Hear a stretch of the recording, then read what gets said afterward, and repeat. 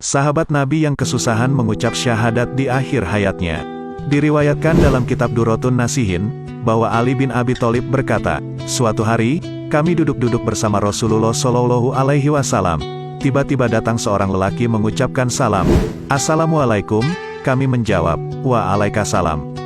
Lelaki itu berkata, "Wahai Rasulullah, sesungguhnya Abdullah bin Salam mengundang Tuan untuk menyambanginya, karena ia sekarang sedang menghadapi sakaratul maut." Mendengar kabar ini, Rasulullah langsung berdiri, "Mari kita pergi menyambangi saudara kita Abdullah." Sesampainya, Rasulullah langsung mendekat kepada Abdullah dan beliau berkata, "Wahai Abdullah, katakanlah, tiada Tuhan selain Allah dan Muhammad adalah utusan Allah." Nabi mengucapkan 3 kali di telinga Abdullah, tapi ia sama sekali tidak bisa menjawabnya. Rasulullah pun terheran dengan hal ini. Beliau berkata, "Wahai Bilal, temui istrinya dan tanyakan, apa yang dilakukan oleh suaminya semasa hidupnya." Bilal pun berangkat. Sesampainya di sana, ia menanyakan perbuatan suaminya semasa hidupnya. Istrinya menjelaskan, tidaklah terlewat dalam satu harinya, kecuali ia melaksanakan sholat bersama Rasulullah dan selalu bersedekah. Tetapi ada satu hal, yakni ia tidak mendapatkan ridho dari ibunya. Mendengar ini Bilal segera melaporkan kepada Rasulullah. Beliau berkata, "Bawa ibunya kemari." Bilal pun berangkat.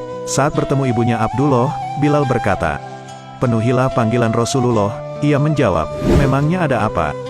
"Sebenarnya anakmu sedang menghadapi sakaratul maut, kamu harus meridhoinya," jelas Bilal. Jawaban mengejutkan keluar dari ibu Abdullah, "Aku tidak akan ridho dunia akhirat kepada anak yang menyakitiku." Ia pun menolak.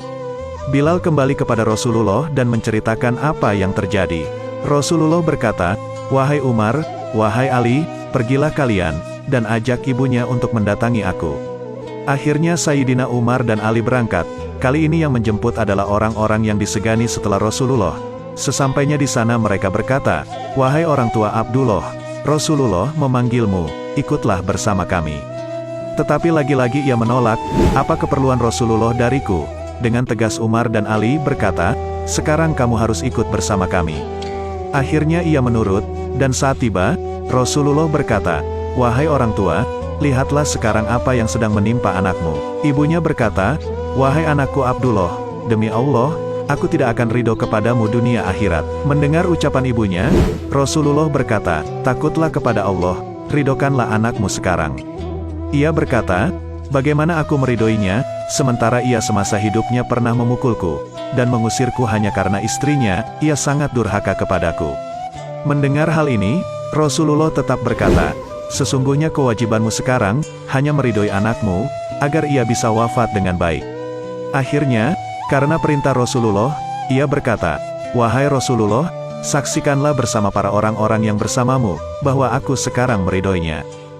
Rasulullah pun langsung berkata, "Wahai Abdullah, katakanlah, aku bersaksi bahwa tiada Tuhan selain Allah dan Muhammad adalah utusan Allah."